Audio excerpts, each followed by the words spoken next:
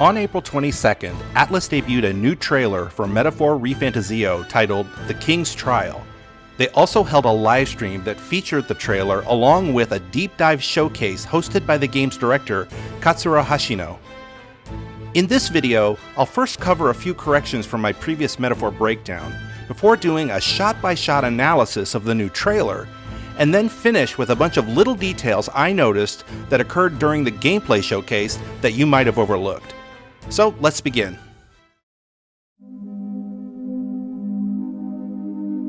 In my last video, during the sequence when the traveling boy is giving the speech, I mentioned how Gallica says she might get some ohire, which I thought meant rumors, but this was a translation mistake.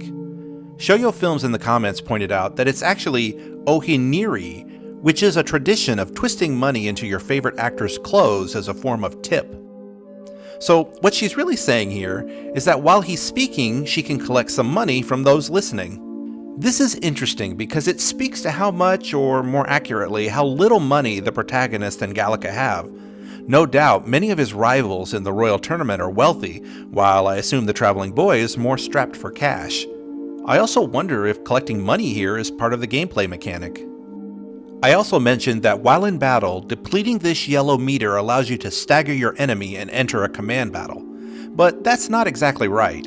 While depleting the meter does stagger the enemy, it's not required to enter a command battle. As you can see here, the player has the ability to squad up and enter a command battle even before hitting the enemy. It's only after staggering them does the option flash large on the screen, indicating that doing so will enter a command battle with the enemies already in a staggered state. Lastly, in this anime cutscene where the boy is traveling in a cart, I mentioned that someone uses a magical tool to blast a path forward. But on rewatching, I realized that these people are actually using magic to attack the cart the traveling boy is in. This is further confirmed by this still shot showing the same Claymore man who was in the attacking Gauntlet runner grasping at the clothes of the protagonist.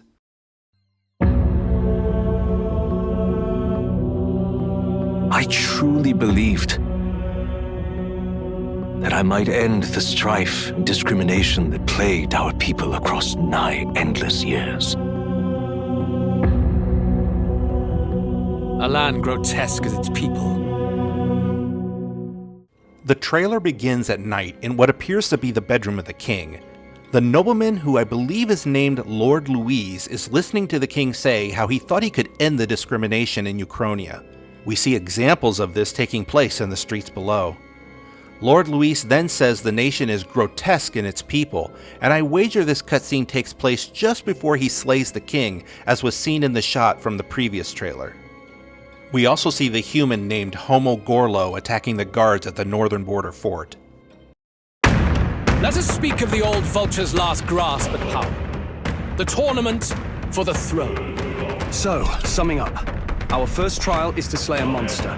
We see the scene where Homo Avades is attacking Grantrod, the protagonist running along the deck of the Gauntlet runner, as well as in the central corridor near the engine room. And finally in the war room, where we hear who I think is Stroll saying the group's first trial is to slay a monster.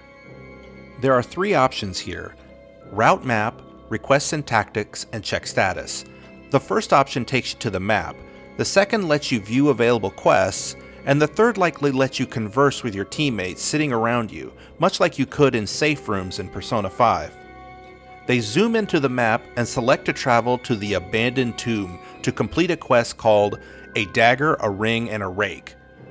The tomb's description says it was built in Martira's golden era by a noble to honor his family. After its desecration by grave robbers, monsters came and now people revile it. Sounds like we've lost a few candidates already too. Poor bastards went after something too nasty for their headhunt. A land full of feral humans, with people either running or going mad. What do we believe in, really? You lot! Enemy attack! This section has a lot to dissect. It begins with the protagonist moving about Martira's thoroughfare square and stopping at the recruitment center. There are lots of posters, and they say things like, reward 50,000, missing, and one that says, I want you for the people. which seems very similar to the I Want You posters of World War I and World War II, except instead of having the Uncle Sam figure, it's one of the guards from the Royal Army. We see 4 quests, but it's the second one that's most interesting. It's titled Heismay, Nefarious Kidnapper. I wager this quest is how we are first introduced to Heismay before he joins the party. The description says, I need to find and bring in Heismay, a notorious criminal tied to a series of kidnappings in Martira. Despite his bounty, he has evaded capture and his true identity remains a mystery, which explains the misleading bounty image. During the livestream, there were more details related to Heismay being tied to Martira's kidnappings, which I'll go into later. We again see the fight with Homo Butera, some more running through Martira, and visiting a weapons shop. There's a cutscene featuring 2 members of the Parapus tribe, one of which is an eventual party member who I've speculated is named Basilio.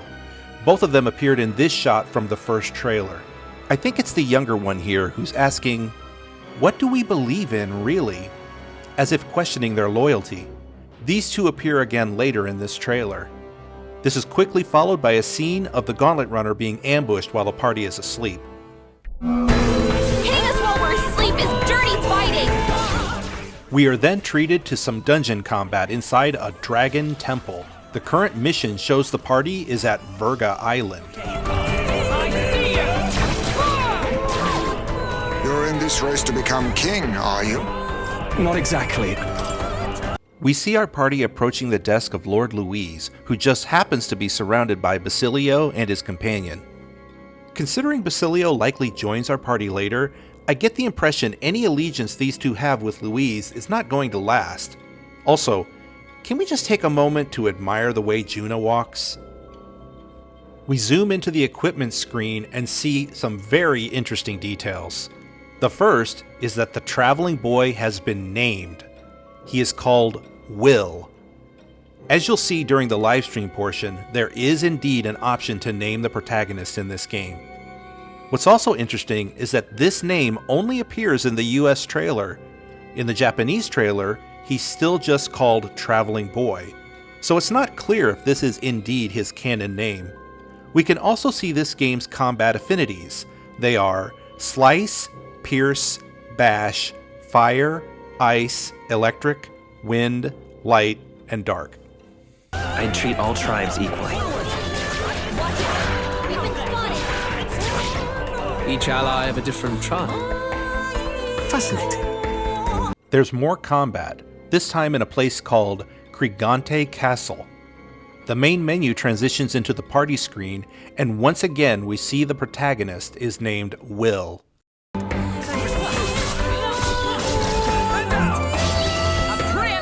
Fear and anxiety. They always lead the people astray. Here, Lord Louise is smugly commenting on fear and anxiety's effect on the populace. He is standing in the courtyard of the Regolith Cathedral, as was seen in the background of this shot from the previous trailer. The combat shown before this is also taking place inside the cathedral. There's also a very brief frame showing the party has unlocked the synthesis move called Meteoric Fist. We'll see this move in the trailer in just a moment. This place, it isn't a utopia. If that's the real world, then it can die alongside you!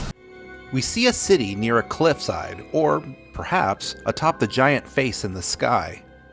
We then see Straw pulling out his metaphorical heart, probably as part of his awakening to the power of archetypes. There were shots very similar to this of the protagonist doing the same thing in the previous trailers. I will not let you die in vain. He'll be sent in all. They show the Brawler archetype performing what is likely that synthesis move called Meteoric Fist, before the battle results screen displays an unscathed triumph, which is different from the Japanese where it's called a no damage kill.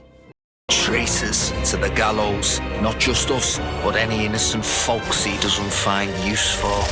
It is a new dawn, and its light shines upon Lord Louise's king. There's an anime cutscene showing Lord Louise before a bright light, and then we see for the first time the transition that plays when time advances to the next day. It's an image of the prince, and the text at the bottom reads, The royal funeral draws ever closer. 5 days remain. Then there is combat footage of what appears to be an enemy necromancer attacking the party, using zombies and skeletons.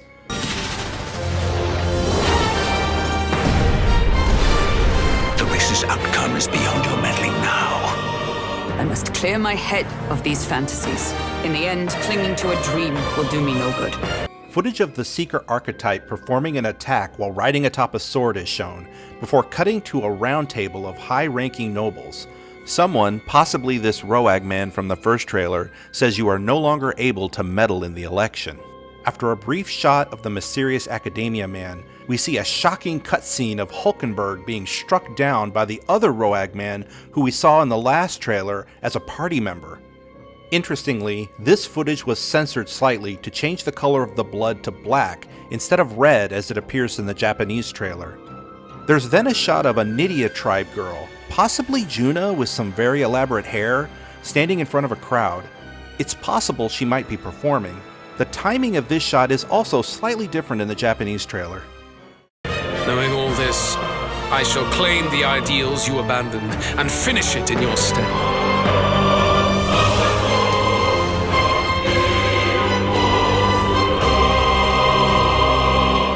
Lord Louise smirks directly into the camera, and Gallica and Will turn, before we finally see Louise holding the Utopia novel, which plays a core part of this game's story.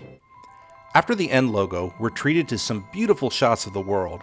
First Grantrad, then Martyra, then a new crystal-strewn landscape, an idyllic mountain valley, Heismay and the Protagonist fishing, the Protagonist and Gallica watching falling stars, our party enjoying a meal in a tavern, the party arriving at a massive waterfall, riding in the Gauntlet Runner, and the Gauntlet Runner out at sea. And if it wasn't already clear, the Gauntlet Runner can indeed travel on water. They're on the water as they're fishing off the side of it in this shot, but we also saw the Gauntlet Runner traveling across water in this shot from the previous footage, if you look out the porthole. The trailer ends with the game's release date of October 11th. Now, let's move on to the livestream gameplay footage. I'm not going to go over all 25 minutes, but rather just point out the little details I noticed that you might have overlooked. When you start the game for the first time, you, the player, are contacted by someone referred to as Scheming Man, and they say, "Who's there? I can feel you watching me from a place beyond my sight. Whoever you are, please tell me, does our world pique your interest? Pardon my curiosity, but would you tell me your name? That is to say, tell me who you really are, the one who meets my eyes across a strange threshold."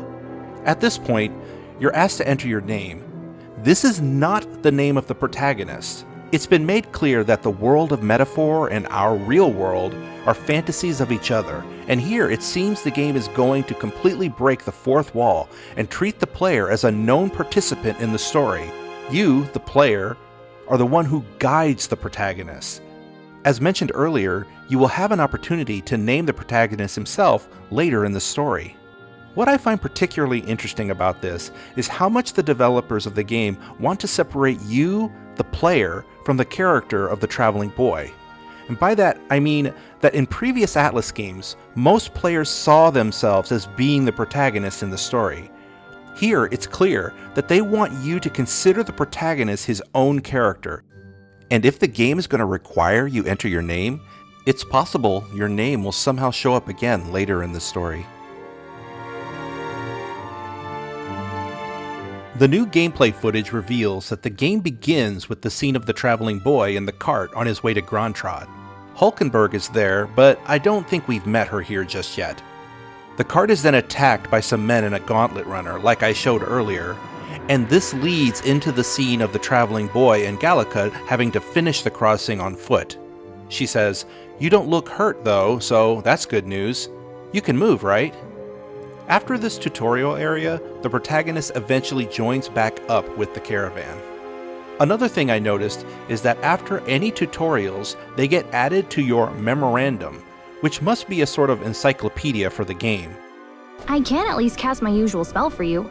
One other neat detail is that the background music for the game is actually diegetic, meaning it's playing within the head of the protagonist. Gallica mentions that music was the first magic this world ever knew. Her ability to cast this spell makes me wonder if you can ask Gallica to change the music that plays while you're out exploring. I mean, there is that prompt to talk to her at any time that appears later in the game. Observant viewers would have noticed that as you explored the various hub areas, a ghostly figure could be spotted. This is the Claymore man who resides over the Akademeia room. He was also seen in Martira's Thoroughfare Square, and even in the lower decks of the Gauntlet runner. This is likely a shortcut back to the Akademeia room, much like the doors that appear in Persona games leading back to the Velvet room. However, if you freeze the video at just the right time, you can see his name. His name is Mor, or perhaps Moray. When I first saw this, I just assumed it was the word more, as if clicking this will present you with more information, but it is actually his name. All of the prompts like this show the name of the person you're speaking to on the second line. In Japanese, it's written like this and pronounced Moa. If it was really just the word more, it would have been written Moto. So, I'm not sure if his name is pronounced Mor, Moa, or More. We'll just have to wait and see. In any case, in all of these places, he appears to be reading the novel. Some gear appears to only work with certain archetypes. For example, you can only equip a sword with a compatible archetype, and switching archetypes will change what gear you have equipped. Another detail I noticed is that in the shop, we see mention of a weapon effect that can increase damage against demi-human type monsters. Also, some archetypes appear to be unique to certain characters. When switching, you can see not all characters have access to the same archetypes. We know from the story that Hulkenberg was once a knight sworn to protect the prince, and appears to have awakened to that archetype within herself. You can see here that the protagonist doesn't have knight as an available archetype. It's possible that the protagonist will eventually gain access to the knight archetype if he bonds with Hulkenberg, but that remains to be seen. In the footage shown, only she has it, Stroll has the warrior, and Heismay has the thief.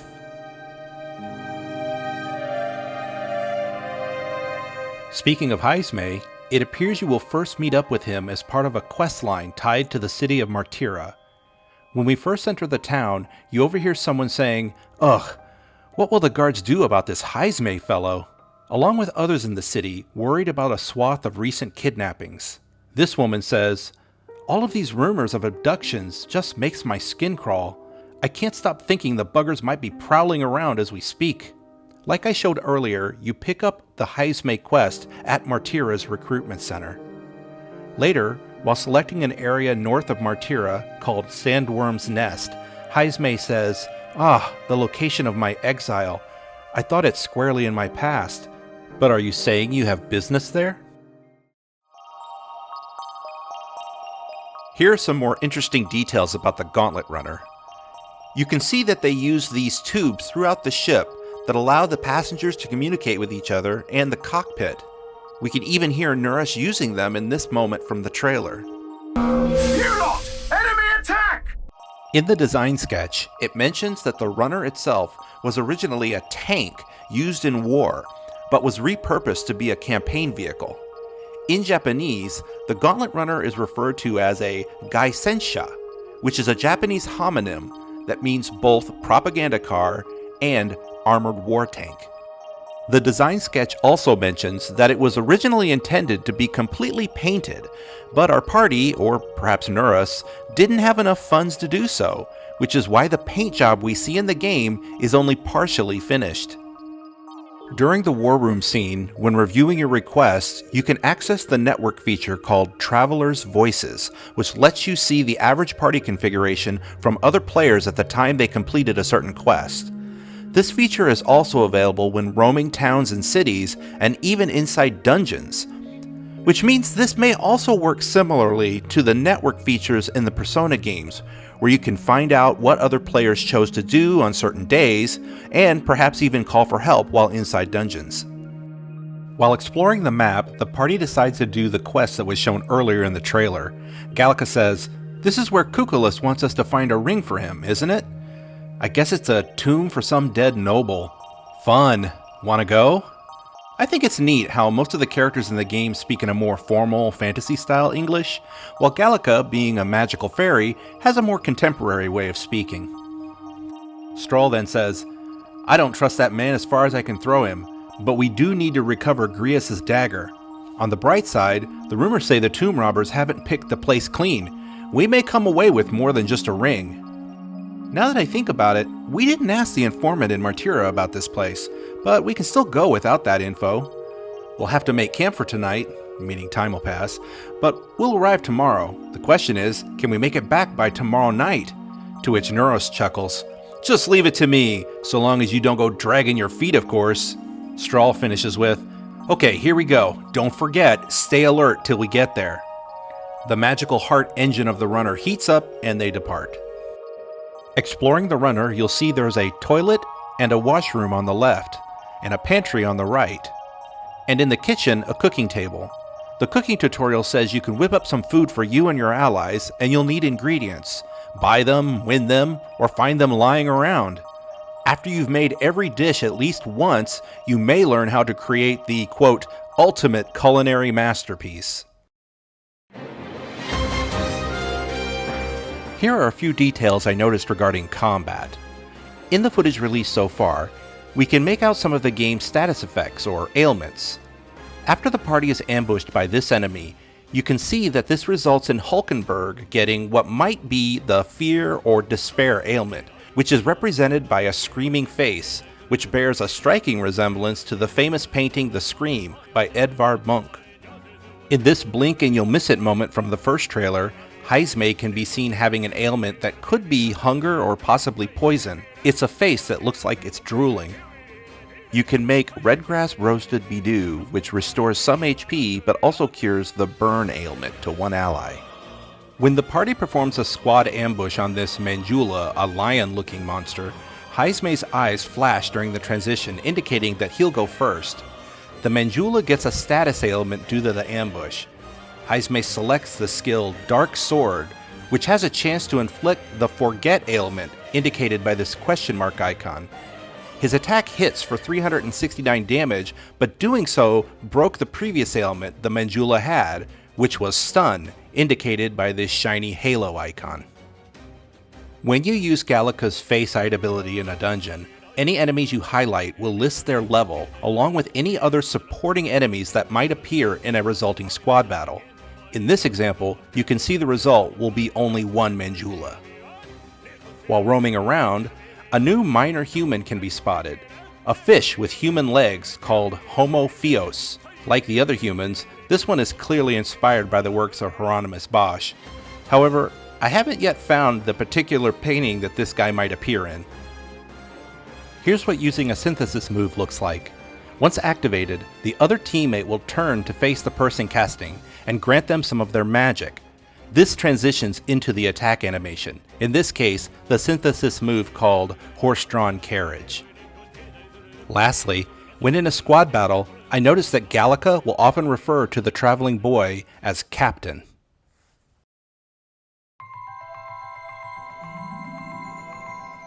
In this chapter, I've assembled all of the various clips I could find into what I think will be the scene of the traveling boy's first awakening to his original archetype, the Seeker. It happens when reaching the battle against Homo Gorlo at the northern border fort. I'll just let it play out.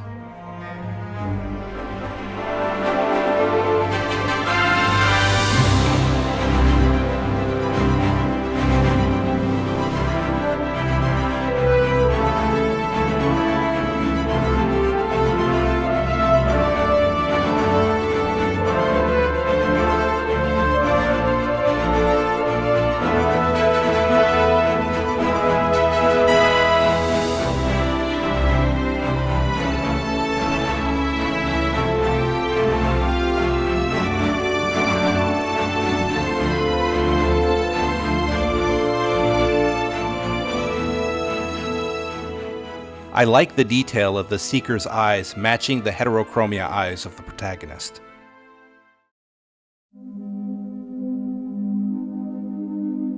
I'll finish out this video like I always do, with some random details that didn't fit anywhere else. It seems the localization team has decided this follower's name is Katharina, rather than Catherine like I said before. You can just barely see in this cutscene that Yufa is wearing her tribe's ceremonial helmet into battle, the same helmet she was seen holding here. At the bottom of this map screen, you can see part of Port Brylehaven, which has been mentioned several times, and it appears to be a fairly large coastal city. During the first livestream, you can actually see character designer Soejima looking at an art book for inspiration. The book is on Hieronymus Bosch. This page features artwork that's very similar to the piece entitled Tree Man. The fight with the Necromancer takes place atop the Regolith Grand Cathedral, as we can see the king's face in the background. Exploring Grandtrod, we can overhear many things, such as, "What a cruel scene, for such barbarity to break out at the royal funeral. I hear tons of soldiers died in the Grand Cathedral. At this rate, now is not the time to be standing guard here. Help the people in the Grand Cathedral. How did it come to this? Oh, Closure." Which, I don't know what Closure means. If anyone does, put it in the comments. In Sunshade Row, the vibe is a bit different. What happens in the Grand Cathedral is none of our business. Nothing but vile rumors these days. What's to become of us all? Humans, they really exist. Good, hang the criminals. Everything's so scary. There's guards everywhere in the city. It's got me all nervy. Avoid the cathedral? We're never safe around here anyway. And I should buy a weapon for self-defense. Igniters are so expensive though. Well, that's it for this video. I hope you learned something new. As the game is getting closer to release, it seems the hype has really been growing lately. I've also been seeing a lot more breakdown videos like mine out there, which is really exciting. I'm looking forward to checking them out. Anyway, if you found this helpful, be sure to share it with others. Thanks for watching.